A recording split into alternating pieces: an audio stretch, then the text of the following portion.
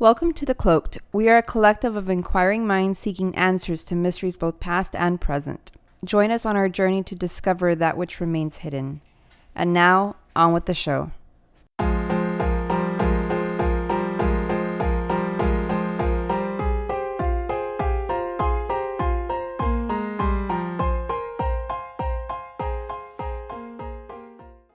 And then I have a story that I haven't shared that I both have read and listened to. That's pretty out there. It's similar to, well, it's part of the search and rescue stuff that we've been talking about. And that's like another thing that's on the rise is the search and rescue stories. Everybody likes a good search and rescue story. It's a drama, man. Some of the stories are really told really well. And I mean, a lot of them are really fascinating because they go into like missing people and stuff like that. And like I was telling you earlier, in that show that I was watching, Animal Planet. An Animal Planet. Yeah, there was this one episode where this lady, she was a hiker, very consistent on her hiking. She did marathons, and I'm talking about like big marathons. And so this lady goes from one section of the park to another. And in between, from one station to another station, there's a resting stop. Okay. And so they're following this one ranger, right? And so he gets the call, hey, there's possible missing person, we need assistance. And so he gets to the park and he starts talking to the park rangers there. And they're like, there's this lady, here's her picture. They had her picture already printed and everything. And they were getting, like, other officers were arriving, local police, state troopers, game wardens. They were showing up, right? And like, okay, we're looking for this lady. We're right here at this station. And the other station is where people park their cars. And it's like it could be a starting point. Okay. So you could go from there, and it's like, I think the miles, 3 miles, from one station to another. Okay. And so if you go back and forth, that's 6 miles, right? Yes. If you go midpoint, that's 1.5 miles, but if you come back, that's 3 miles. So some of the people were going through there. There's a lot of cyclists, people on mountain bikes and stuff like that. There's even people, family. And so they're there in the parking lot kind of talking to people, and kind of there's several officers looking through the people that are coming in, and they're trying to see if any of the people match this lady. Okay. And so, they're coming in and out, and at the other stop, there's another person being recorded, and they're following that officer, and they're like, well, here's her vehicle. And they're going through her vehicle. They're just looking at it on the outside. This is where she parked. She went off, and it was around, I think it was like 10 in the morning. Mm-hmm. At this point, it's like 2 in the afternoon. Okay. And so the husband's there, and he's like, she should have come back home by now. It doesn't take her. This lady's she's a runner. She's a marathon runner. Yeah. And they were talking about her history. Oh, she's been doing this for like 20 years. Like she has experience. So they're talking about her, and so there's other people coming in and out, and they're asking, hey, have you seen this lady? Have you seen this lady? Mm-hmm. There was a group of guys that said, oh, we saw a lady that looks like her. We saw her at the stop, which is the midpoint, right? And she was like, yeah, we saw this lady that looks like her. She was at the stop. It looks like she was fixing something on her leg. She may have had an injury or something. Shit. We're not sure. We asked her if she was okay. She said she was fine. And that was it. And they were like, well, how long ago was that? They were like, well, that was probably like 20, 30 minutes ago. They're like, oh, okay. And so they go all the way to the stop, and they follow some other rangers going there, and they're looking around trying to see, and they see gauze, and they see like what looks like it's part of Band-Aids and stuff. And they're like, okay, well, maybe this is what she touched. So they start gathering things for evidence just in case. They don't know, right? One of the officers starts collecting and stuff like that. And so this goes on, dude, throughout the whole episode. Oh, shit. Of trying to find this lady. Oh, fuck. The lady never comes out. Oh, no. Dude, she never comes out? Dude, she's never found. She's not found? No. Like, between the day of the recording and the day aired, or when it was going to air, at the end of the episode, it says, even to this day before the recording, we checked with the officer if this lady was found, and she was never found. She was declared missing. Yeah, and like this was this lady that she was an expert. She was an expert. She had gone camping multiple times. She done this on her own. She has gone hiking on her own. Like she's done this lots of times. And again, she's an expert. She's done it lots of times, and she went missing. And this is an area where there's foot traffic. Again, there was people in groups of like family coming out, couples, friends, people on bikes. That were coming out from this stretch, because you just can't start anywhere. Literally, you have to start from one of the starting points. Yeah. Because some of these people they're parking their car somewhere, and they're coming back out, and they're like, "Yeah, we didn't see anybody. What the fuck, man? Nobody that matched this lady. Nobody that matched her outfit that she may have had on. Just the only people that were the people that said, oh, maybe that was her, was these group of guys. But here's the other thing.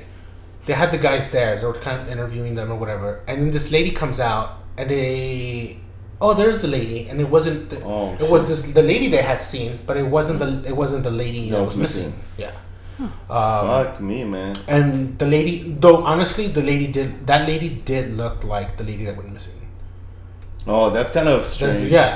But her name was something else, and she had an ID, and you would think that she would be on. I was like, maybe she changed somebody trying to pretend to be her. Yeah, that's what I was thinking. But you would think something like if she was in pain, you would hear her scream. If she's going on if a it trail, was a serious, if it was a serious thing, you would definitely hear her screams. And there was foot traffic, dude. Just in the time frame that the police officer got there, and they were recording, there was people coming out of this trail. And it's a trail, like, let's say here, right, maybe like a foot from here is where the wood starts. Okay. This other side is the parking lot.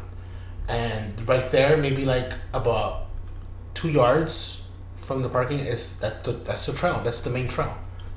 You think she'd be found somewhere near? Like, why would she be so far away? Yeah. Why? She wouldn't risk it, I would think, like in her head, that it could be dangerous, but like subconsciously, she's. Well, you think about if she was exercising or what? Yeah, I mean, she was there. She's it's something that she does almost every day.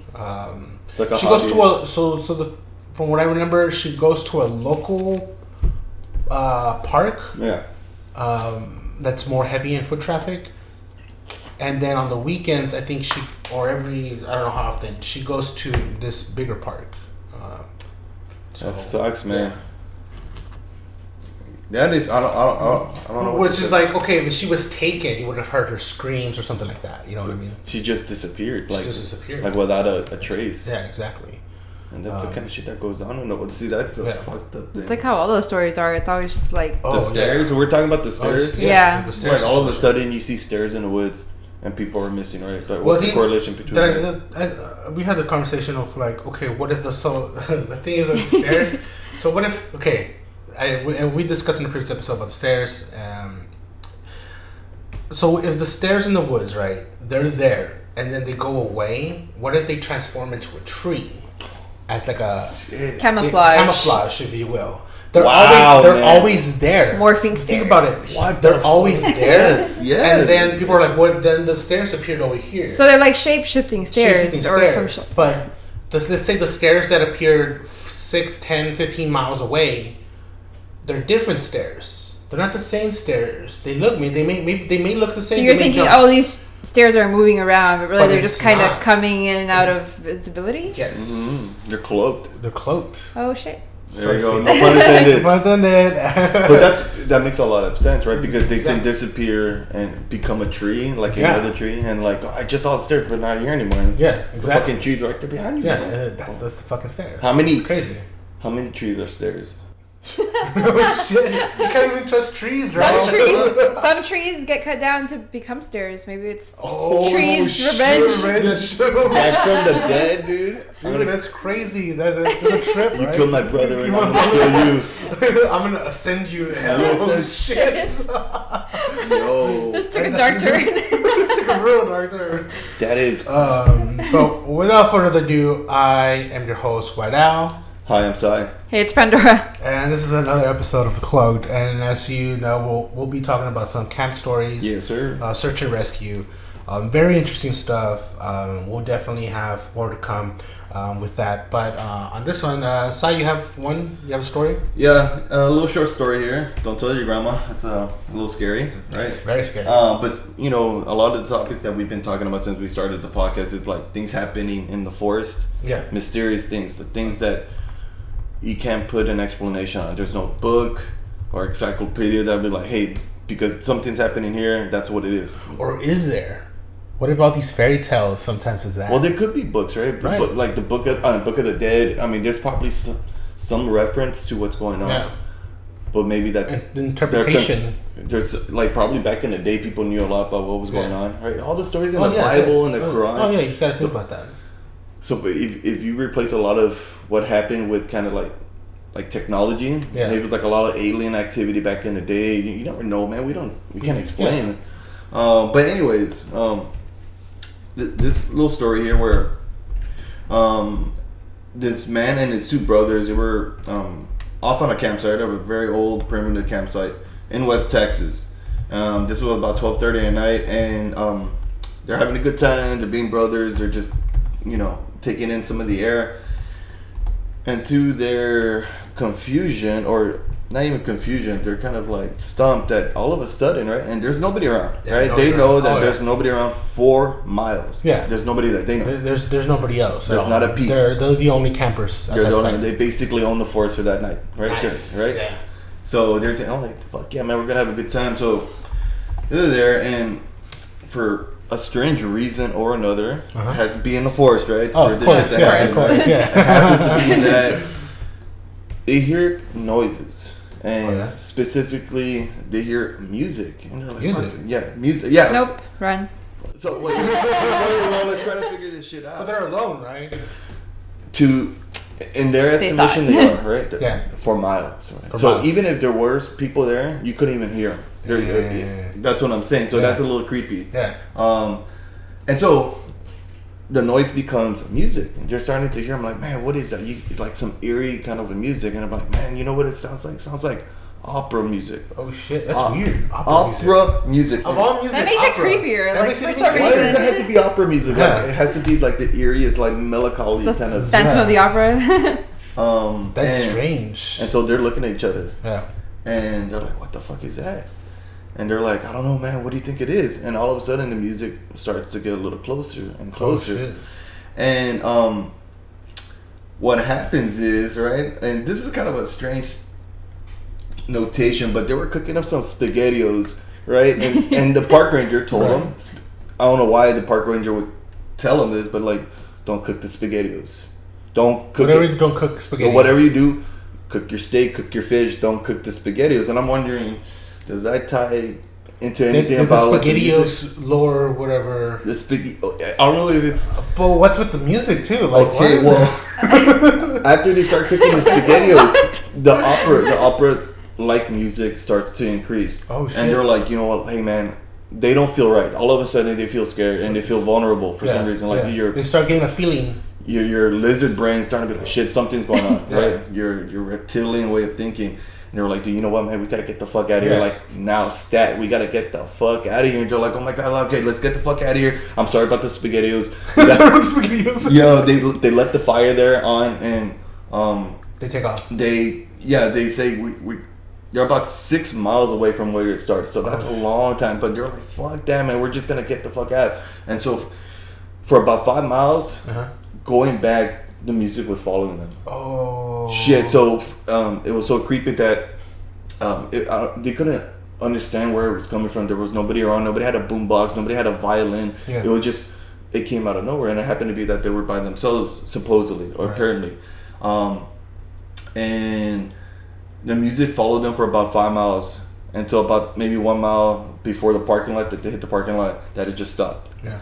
And so, to me, it maybe that you go so deep in the forest that whatever's out there making that noise, that they're trying to lure you or trying to send you a message. Right. That once you get outside of the, like, a certain parameter, that the music stops because you're no longer in that realm. Yeah. And to me, that's kind of a creepy scenario where, like, three brothers, they're having a good time, and then nobody's around, and they hear opera music, not rock. Something that you would think that would tie to a eerie scenario. Yeah. And from there, they didn't go back. They didn't say that they ever went back because of that scenario, that situation. And so, to me, I don't know exactly what that could have been, but we've been talking about the forest, man, and shit goes down in the forest.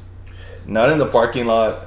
Not talking to the ranger. Parking lots are safe. Since when? No, but here's the thing. Like, the opera music is so weird. Like, why could not they have been rock? pranked, Why though? not Like, rap or hip hop? Yeah, maybe. Like, the guy was like, as soon as they open that damn SpaghettiOs can, I'm gonna start playing this music, or I don't know. Like, even the park ranger confirmed there was nobody for miles. You guys were the only ones there. Maybe the park rangers were bored. You know, it's one of those things. Like, or let's fuck with these people. Maybe there's a killer out there that likes to listen to opera music. Kind of reminds me of a Hannibal Lecter type of thing. Somebody with like exquisite taste. Yeah. With a weakness for SpaghettiOs. When people make SpaghettiOs or something, you know. I like my human meat in their 20s. He's like, how dare you be eating that crap out of a can? Like, here, right? And these woods, these majestic woods. And it was at 12:30 at night, so this was like dead at night. Yeah, like what do you do down there? Most people, when they go camping, for some reason they turn in early. It might be that fear. It's real creepy. I go camping once a year with my family. Right. This place I won't name. Right. But we don't go anywhere near like the Monte de Forest. We come back and there's a fire. We're always near the fire. We're always near our little condo, little thing there. Yeah. So we know, like, instinctively, like, not to go too far, not to be by yourself, and not to be in a place where it's dark and you're gonna get lost. And there could be animals. There could be crazy ass people. Or, especially people. Or Bigfoot. Yeah, or Bigfoot. And you never know what could happen. And just the stairs situation, right? The stairs are morphing into trees and people are disappearing. Why don't you stand? Like, what if you? Right. What would you do if, like, you're out there and all of a sudden you encountered some little kid? I'll run the fuck out. I'm like, he's well dressed. I'm like, oh my god. I'm like, let's get the fuck out of here now. Especially if he's well dressed. I was like, he better be dressed in some raggedy clothes where I'm running. Yeah. You better not be well dressed. Right. You look right. You look like you're camping out here. Just get back from a wedding. They're like, is that a knife? It's in a little suit with a knife. Start to ask, like, you want to be my friend? I'm like, no, I don't. I don't want to be your friend if I get the fuck out of my life. And kick so, the kid in the face. boom, just yell, I need no one, and run away. I don't need friends. I have no friends. Never. And so that's kind of that's a trip, man. That's a trip. It's a little scary, man. Pandora, you have another story, right? Yes. So I have two, kind of, but going back to the stairs again in the woods. You guys know. So there's some search and rescue people that it's kind of known amongst search and rescue officers that they don't really talk about this, but it's something that they run into quite a bit. Okay. And just about on every case that they do where they're looking for people, right. Every so often, like every 30, 40 miles, at some point, they find a staircase in the middle of the woods. God damn it. Right. So, like, how is this happening on all of these different cases? Right. And they always describe it as, like, if you took stairs out of your house, just cut them out and put them in the woods. Like, that's what it looks like. Yeah, right. So, everybody's always just like, don't worry about it. It's normal. But, like, right. How is that normal? Yeah, how is this? It should be, yes. And, of course, everybody's like, don't go on the stairs, you know, but... people are curious. Yeah. They're like, I want to see what's up. So that to me is really weird. That's every 40 that's miles, a known thing. You think a distance matters when you start to see those stairs? You know what I'm saying? Just well, if you think about it, let's say you're a hunter. Every so often you set a trap. Yeah. Wow. That's crazy, right? Every so often there's a trap. Case closed. Turn off the laptop. I think we've established it's a trap. It's a trap. Don't get on it. It's a trap. It is a trap. Like, if you think about it as you think about it in the perspective of a hunter, you want to catch as much as you can of whatever prey, right? And so if you really want this prey, you're gonna set a trap every so often. To get your chances. To increase your chances of catching whatever it is you're trying to catch. Yeah. I mean, like, we talked about it before. Like, how come the stairs go up, not down, right? Or like not in. Right. Well, like, you would be less likely to go downstairs that went like into the ground, you're right? Not gonna go into, but like, you see stairs that are just like going up, and it's like that's it. You're like, oh, that's harmless. I'll just climb these stairs. It'll be fun. Exactly. So it's like human nature, you know. Funny. It kind of reminds me, and it's it's completely off topic and kind of reminds me of a thing I read once. And I'm not going to say it verbatim because it's long. But essentially, what I read was a passage of an old book, and it was more of a diary type of thing. And it was very deep in thought. Oh, Star Wars. The book kind of goes into a conversation with another being, and it never really says who or what they're talking to. So the thing goes something like where the guy goes into a coma and he wakes up in a room, and the room is dark, and he's feeling up on the walls, right? And he's feeling up on the walls, and he's like, where the fuck am I? And so he, there's nothing. He's feeling. There's no door. There's no window. There's nothing. So he's like, "Where the fuck am I?" And so all of a sudden, this door comes out of nowhere and opens, right? And this being comes in, and he's like, "Hey, where am I? Did I die?" He's not sure. He's not sure because he knows he was in an accident, right? And so whoever comes into the light says, "Yes, you died." Oh no! And he goes, "Where am I? Am I in hell or am I in heaven? Or do you take me to heaven?" Oh yeah, like in my purgatory. Like where am I? And he goes, the guy goes, "You're here." And he was like, "Where's here? I've been a good person. I haven't done anything wrong." And he goes, like, "To my knowledge, I've never committed a sin." And so the conversation gets really crazy and dark, but. Essentially, so he has to be. He's like, "Well, so where am I? Am I in hell or just tell me. Just tell me."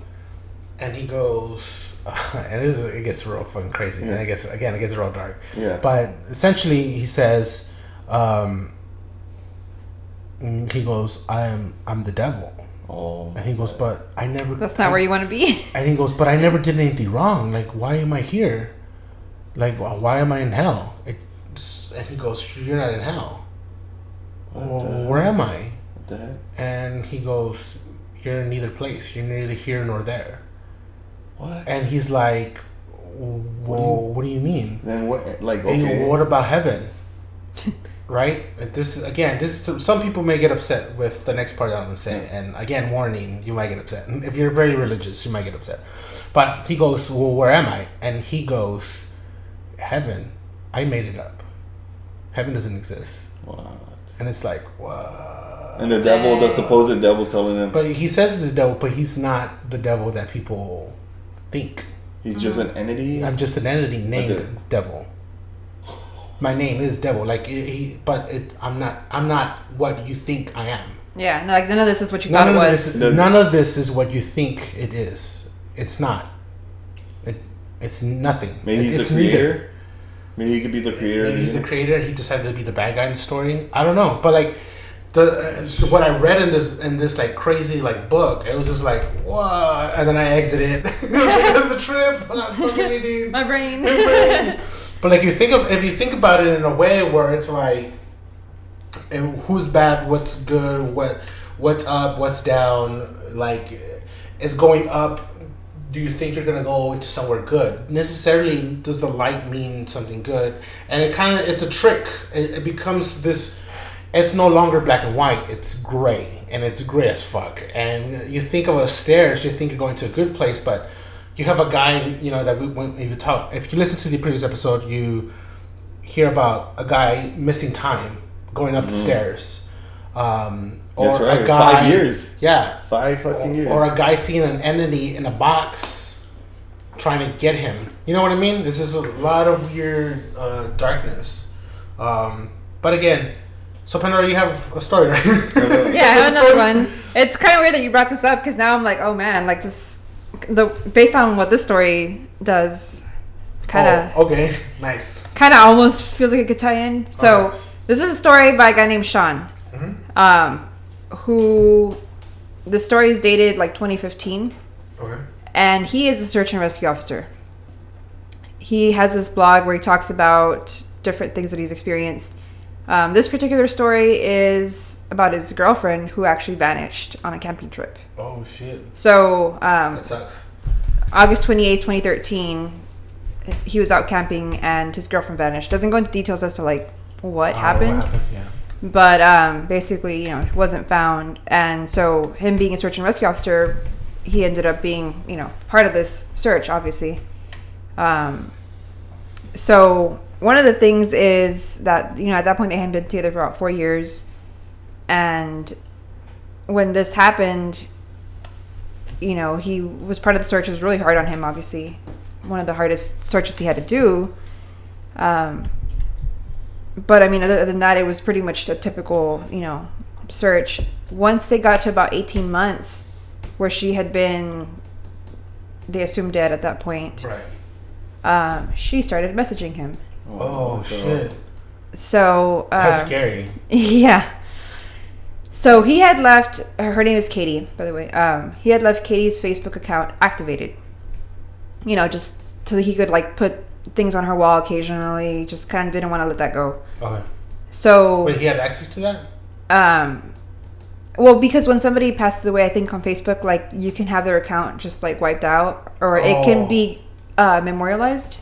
Oh yeah. Okay. So basically, it doesn't get deleted, but people can still go back and like look at the person's pictures and stuff like that.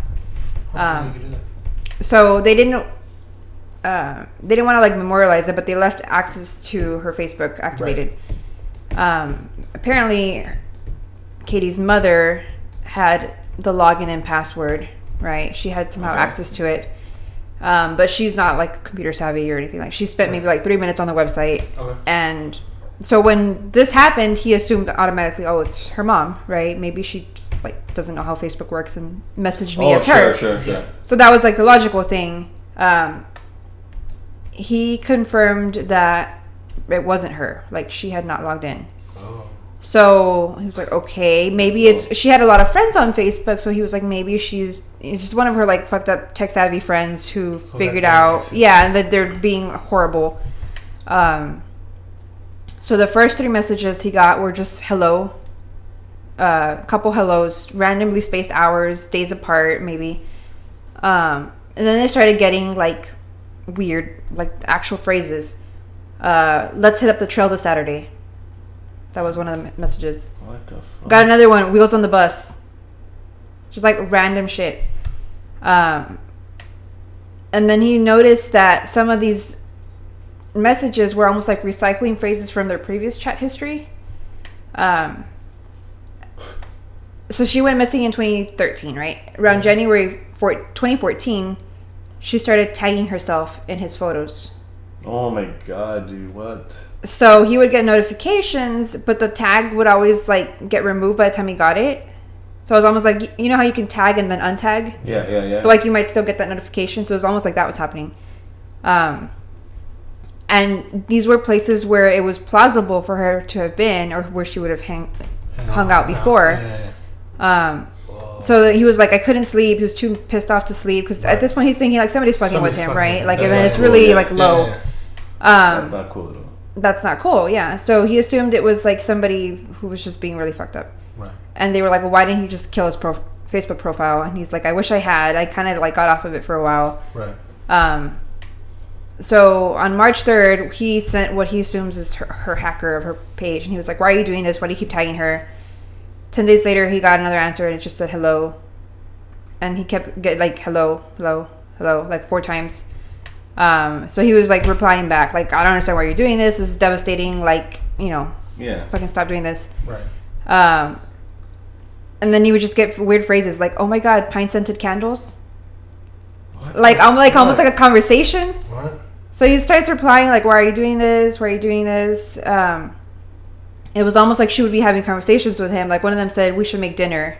Oh my God, dude, what? And then it started getting weirder where he got several where it said, no chance of passing, no chance of passing. I tripped, and then just like, no chance. Oh, man.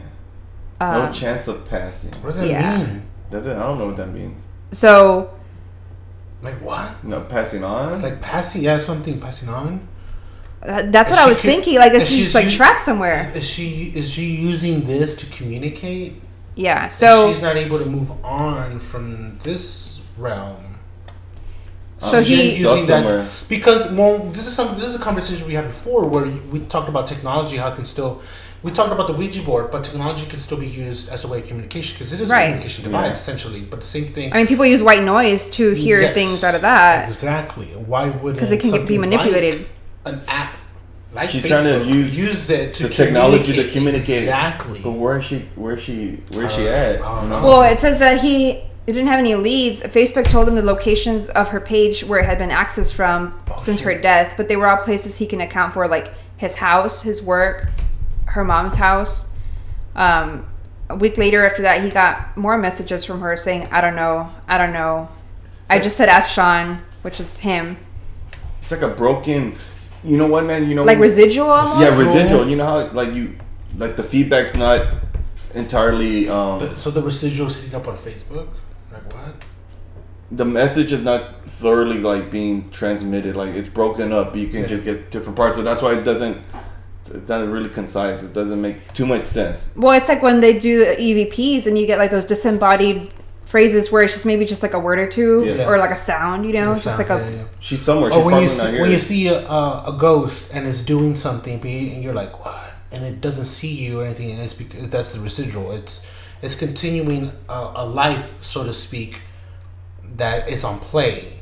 I mean, if you think about it, like Facebook is addicting as hell, right? Like people log in automatically and just like get on every day. Yeah. What if that's like residual with that? That was weird. That was creepy. I don't know. Hey, let's move on. Let's go on. What was that? That was real creepy. But anyway, it's like the What was that? We'll see you next time. We're gonna go. Please tell me you recorded that. I hope so. I'll go back. What does that sound like? I don't know. That's a whistle or like it sounds like a steam coming out. Steam. Yes, that's what I was thinking. I was like, but there's nothing on the stove. That's weird because the next thing I was about to mention. Oh my god! Go ahead. Well, it's not steam. It's like the opposite of steam. What do you mean? So the last messages that he talks about getting from her were degrees. -5, -13, -15, followed by my coat is in the dryer and it's really cold out.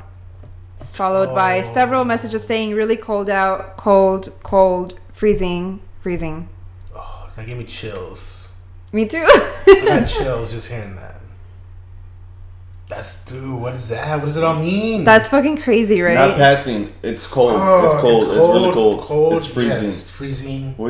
She's somewhere that she doesn't. She's trying to be like, I'm somewhere.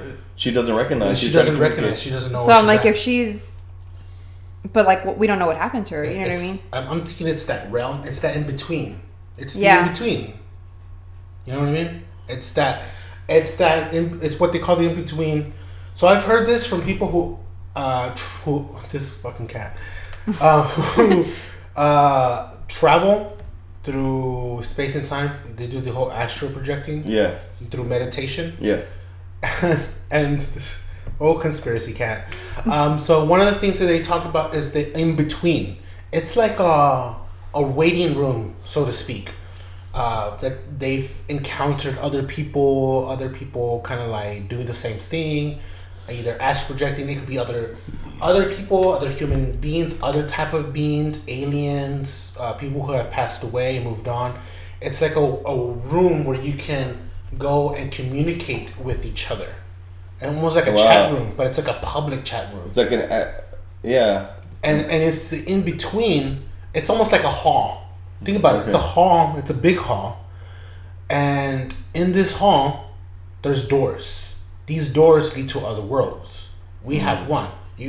When you astral project, you are tethered to your body. That's right. Right? Yeah. So when you're leaving, you subconsciously say, oh, okay, when you've done this plenty of times, you say, okay, I'm leaving, I'm going back to my body. And you're automatically sent back to your body, right? And so some of the stories that I've heard of people like doing that, astral projecting and meeting other people and kind of seeing some of the encounters they've talked about. I mean, they're crazy. I've heard of stories like talking to like aliens, other human beings in other worlds, other spirits. The astral plane that people go to is like But it's like low level usually where you end up. So like you that's where you run into like all the bad shit. Basically. Yes, it's a low level area where you meet shit that you don't never want to encounter. Well, that's the demon realm. Yes, and you meet. So there's one particular girl that I heard her talk about it. She encountered these aliens. The best way she can describe it are aliens. Other people, if they weren't aware of aliens, would just say they were demons, right?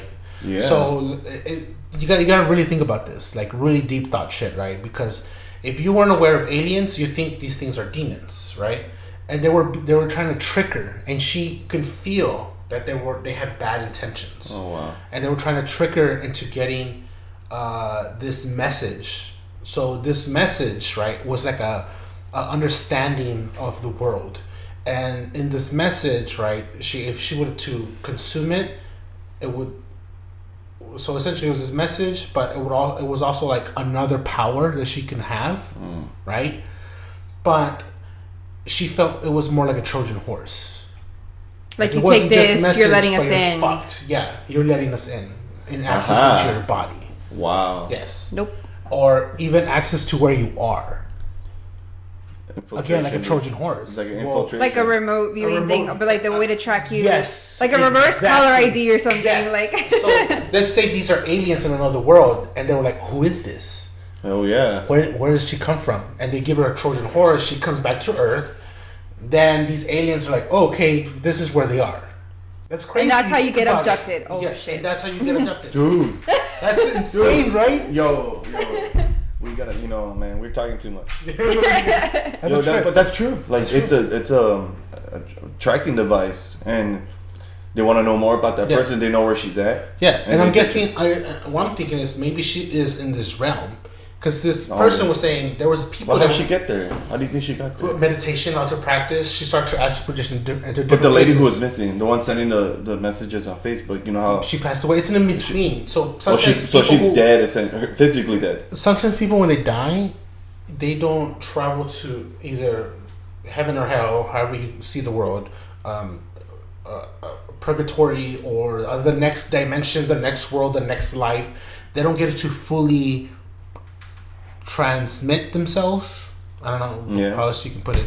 And so they get stuck in what I like to call the in between. It's purgatory. Like, you're not. It's not really purgatory. You're stuck somewhere, and which sucks that you're stuck somewhere. Isn't that what purgatory is though? Like it's. You're not ready to move on. Purgatory could mean something where you have to exercise your body in order to transmit into another plane. So it really depends on your interpretation of purgatory, because sometimes purgatory mean like you have to work really hard in order to get to the next world because you were a shitty person.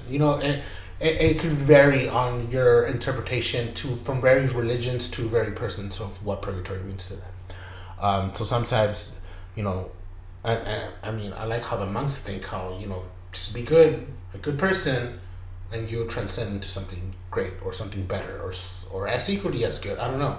But if you are a shitty person, then you get the cards that you dealt. You know what I mean? So it's karma. It is a karmic universe. Yeah. It is. It's reciprocal. You do good, you get good. You do bad, then you come back here. You come back to Earth to have a second chance. Pandora's laughing because she knows what I'm gonna say. When you come back as a. So you could be a shitty person. You come back as a tree. No. Not even that? So Pineapple Express, I love this saying. He goes, you come back as an anal bean. Who's anal bean? My anal bean. It's Seth Rogen. I like how I was just laughing. You already knew what I was thinking. Yeah. But yeah, it's one of those things where I don't know. Maybe she's stuck in between it, and that sucks. They say everybody can astral travel in their sleep. Oh yeah, whether you know or not. Yeah. Like, have you ever jolted in your sleep? Oh yeah. Or had a leg or an arm just like crazy jolt, and you wake up. That's supposed to be your astral body jumping back into yourself. Oh, really? It was like it started to leave, and maybe something freaked you out, so you went right back into your body. Back, or it was too much for you to mentally handle. And you jolt back because you haven't practiced enough meditation to. You're scared. Yeah, and it is a scary thing because you're leaving your body. Yeah, And the one fear that people have when they start doing this is that, okay, can anything else jump in my body? Because essentially they can possess you. Yeah, you get possessed, and then and that's how some people are like, well, the demon says you're no longer in this body, or they're no longer in this body is because they've taken over and you're somewhere else. And can you get your body reminds back? me of Insidious. Yes. Yeah. Hopefully that can't happen, but I don't know, man. And then some people believe that supposedly it can because you're tethered. Again, you're still like it's connected. still your body. It's still yours. Yeah. It's like how people say your soul doesn't really belong to you, so you can never actually really sell it. Yes, you can't. You can. You're not selling your soul per se, but you're selling the way your soul. It's like your physical body. Yeah. Right. That's what you can sell, not the soul per se. You can sell your body. Sell your body. Well, like music contracts, right? Yeah. You have a contract for 6 albums, right? Yeah. So you're selling yourself for 15 years, essentially, right? And you're tethered to that contract. If you break it, then there's justice to be had, right? Yeah. And so that's in the physical world, yeah. In the physical world, right? So you can't break that contract, and so but your spirit is tied to that body. Yeah. So in a way, you're selling both of it. Yeah. That's kind of weird. Deep stuff here. Deep stuff. Was there anything else to your story? That's pretty much where it ended. I mean, the last messages was the the whole freezing part, but still has that account active. Kind of want to know. That's a trip, man. Yeah. That's a trip. We're all good stories. All good stories. And all right, so I'll leave you with that, guys. I hope you enjoyed these stories. We'll definitely have more to come on these stories. We have a collection of these stories, so they're very endless. And we'll be updating our website soon. We have good stuff. We also have a lot of shit in the works where we have some stickers and promotional stuff that we'll be doing some giveaways on that. So if you would like to have some of these giveaways, hit us up on our Facebook or our Twitter. If you live outside the country, we'll pay for the shipping. Don't worry about that. So we'll handle for that. So no purchase necessary on some of these items. And then we'll have our shop up soon, maybe by the end of the month or hopefully at the beginning of next month on some items where we'll have hoodies, some shirts, hats, koozies, and some other things. Koozies, yeah, definitely. That'll be badass. Oh yeah, and some slap koozies. You just slap them on your drink, beer, whatever. That's badass. Whatever you drink. So hit us up on, again, our Facebook, on Twitter on that. And please give us a good review or whatever. Just hit us up on on iTunes, on Stitcher, on Podcast Addict. What's the other one we just said? Castbox. And we may be going on YouTube too. On iTunes or Tunes. What's the other one? Tune something. I forget what it's called. Looney Tunes. Or whatever. And we'll on YouTube. We'll definitely be launching our YouTube channel soon. We already have it. We just need to start posting stuff. And all good things. So hit us up, and we'll catch you on the next episode. Bye.